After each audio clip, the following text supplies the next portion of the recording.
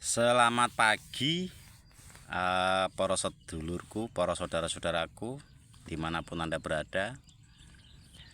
Kadang-kadang aku tuh heran ya melihat para penggede-penggede, para orang-orang besar yang di kota sana.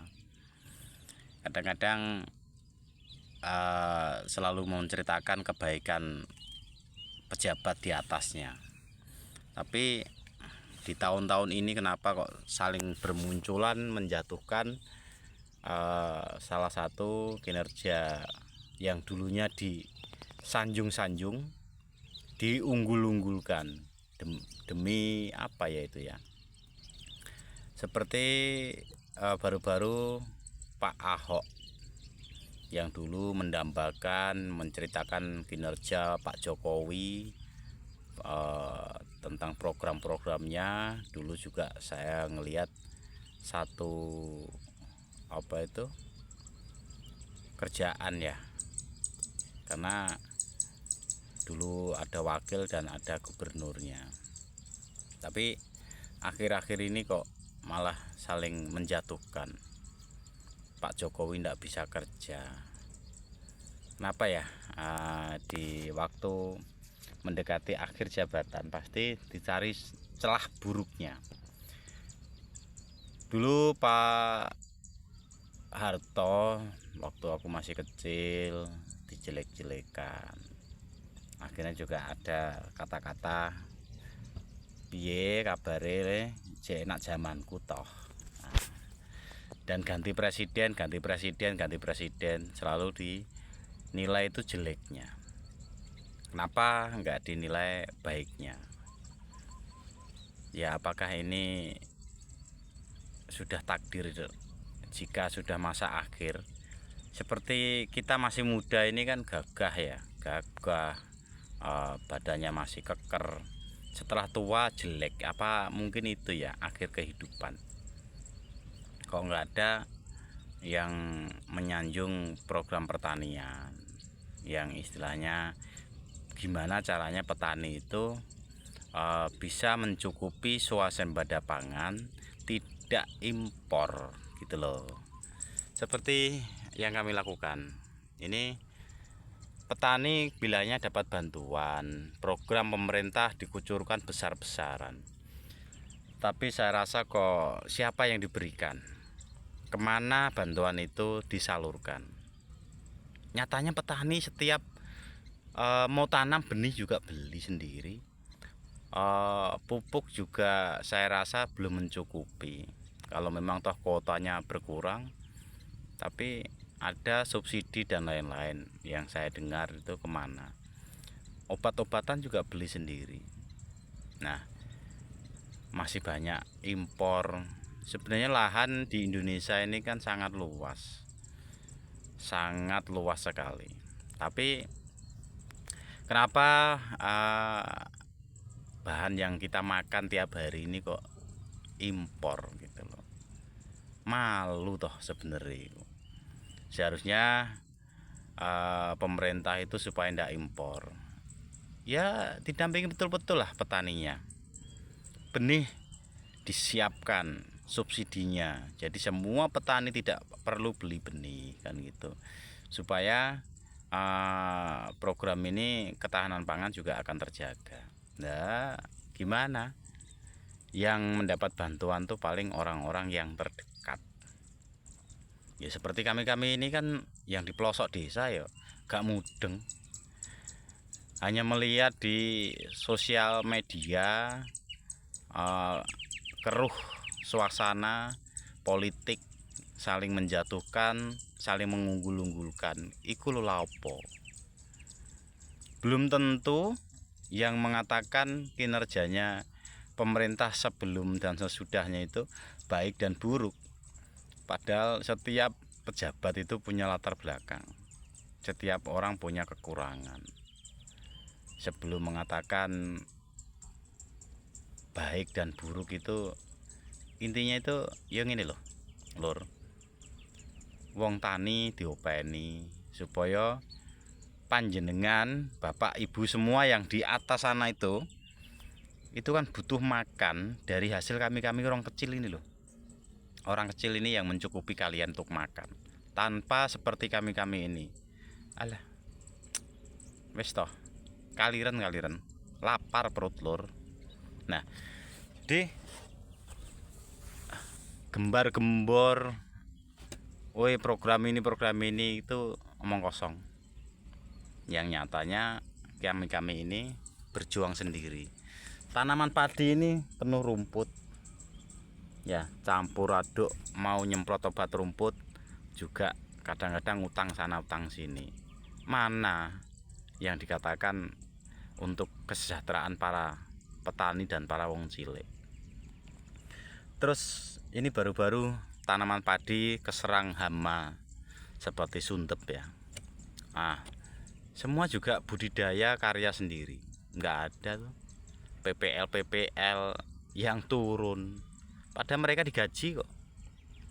Masyarakat selalu memberikan tarikan pajak dan lain-lain itu mengikuti aturan pemerintah ya, tapi ternyata keluh kesah petani ini hanya sebagai ajang politik, tapi realita kerjanya kalau nggak orang yang terdekat, boloku, bolo dewo, tidak dapat apa-apa. Seperti alat-alat pertanian, kadang-kadang yang mendapatkan orang yang tidak ahli di bidang pertanian. Jadi salah kaprah lah menurut saya itu.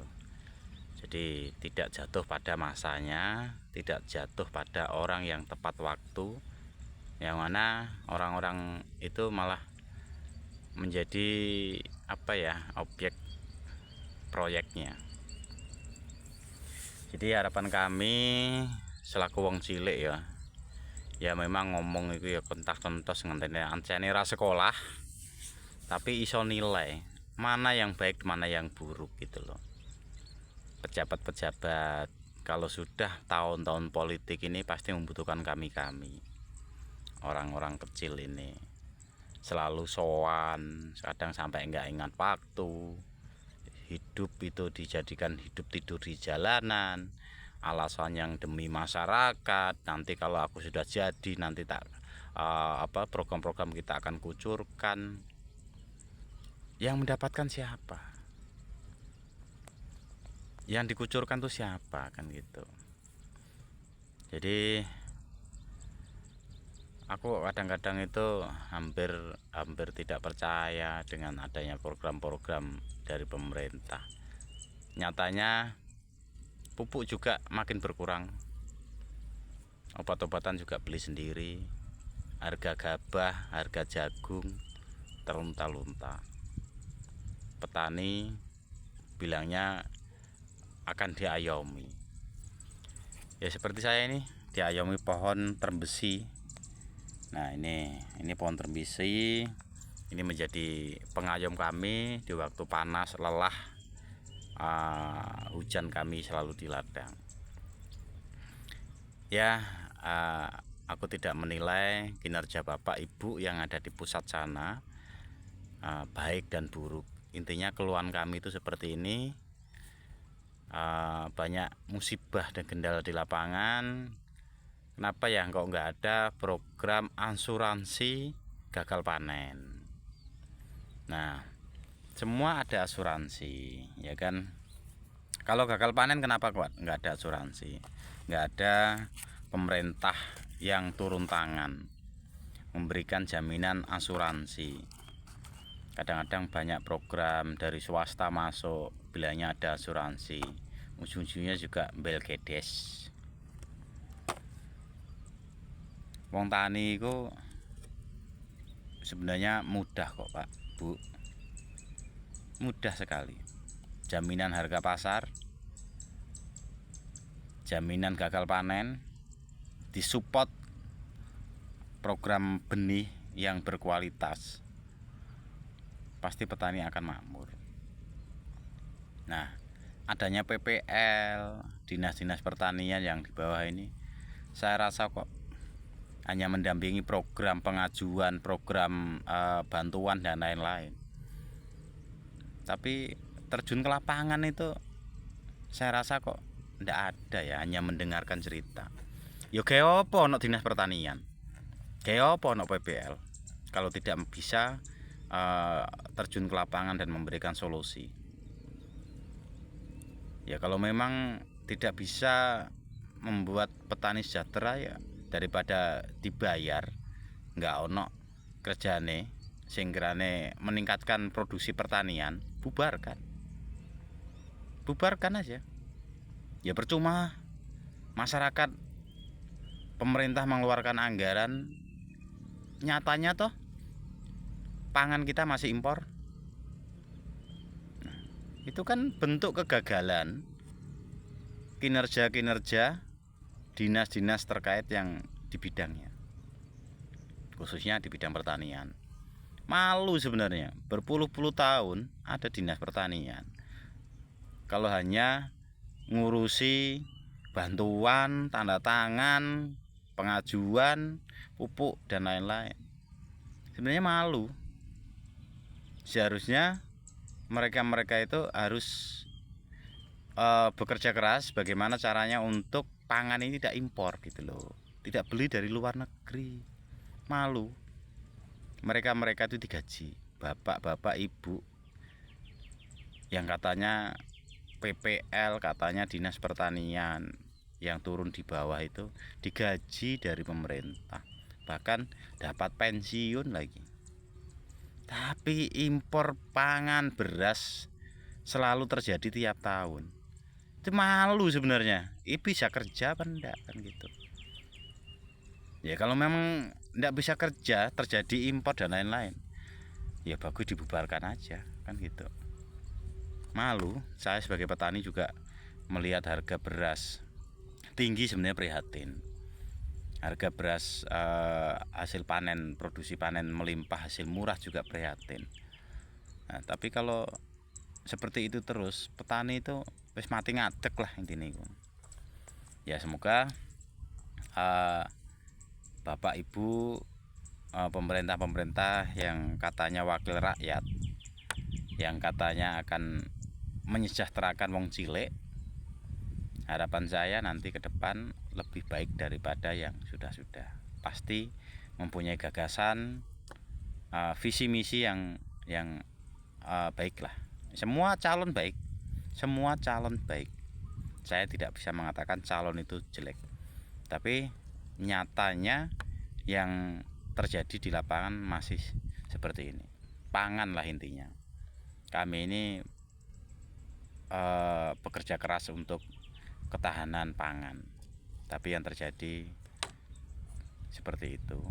Entah itu apa yang kurang.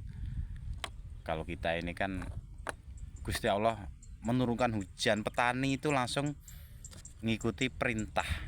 Berarti Gusti Allah itu memberi tanda air turun dari atas, itu sudah tanda-tanda suruh menghidupkan benih yang masih tidur, kita hidupkan. Tapi harapan kita ini kan sinergi ya, petani, budidaya, pemerintah mengayomi, mengambil hasil pertanian, budidaya apa yang kiranya menguntungkan buat petani, membuka marketnya. Kalau bisa kita ekspor lah, jangan impor. Indonesia ini luas, masa kalah dengan negara lain? Malu kita ini sebenarnya. PPL turunlah, buktikan kinerjamu bahwa Indonesia tidak impor lagi. Kamu dibayar, seharusnya kamu menunjukkan kinerjamu yang baik. Jangan sampai impor. Kalau impor berarti kan dinas pertanian, orang-orang yang menjabat sebagai petani, perwakilan petani itu yang tidak bisa kerja. Itu loh. Itu menurut saya. Tapi kalau menurut Bapak Ibu kurang benar ya monggo. Orang aku wong cilik hanya bisa menilai. Gitu Bapak. Mungkin ini curhatan hati saya selaku petani, keluh kesah kita. Ini hari-hari akhir-akhir ini terjadi di wilayah Gerobokan, Demak, Pati. Hujan lebat, terjadi banjir di lahan pertanian. Apa yang terjadi? Gagal panen. Petani dapat apa? utang semakin tinggi petani, jaminan sertifikatnya di BRI, di bank-bank yang tersedia untuk pelayanan modal. Kalau sudah gagal panen, ada nggak solusi dari pemerintah untuk ganti rugi? Paling enggak ya asuransi lah. Jadi semua itu dicawisi, disiapi supaya mereka sedulur tani itu yang gagal panen itu mendapatkan sedikit banyak itu imbal balik lah. Perjuangan modal sekarang juga lumayan, benih mahal, pupuk mahal, biaya olah lahan mahal, biaya perawatan juga mahal. Nah ini yang terjadi. Seperti yang baru-baru ini, padi sudah usia mendekati berbuah, banyak yang keserang banjir, akhirnya gagal panen. Ada yang sudah hampir panen, keserang banjir juga, kan kasihan. Ya, monggo semoga yang nonton video saya ini ada solusi lah. Ada yang memperhatikan, benar-benar memperhatikan, bukan dijadikan ajang politiknya. Cukup sekian dan terima kasih. Assalamualaikum warahmatullahi wabarakatuh. Salam dari petani wong desa, dari Blora, Jawa Tengah. Sekian. Semangat sedulur taniku.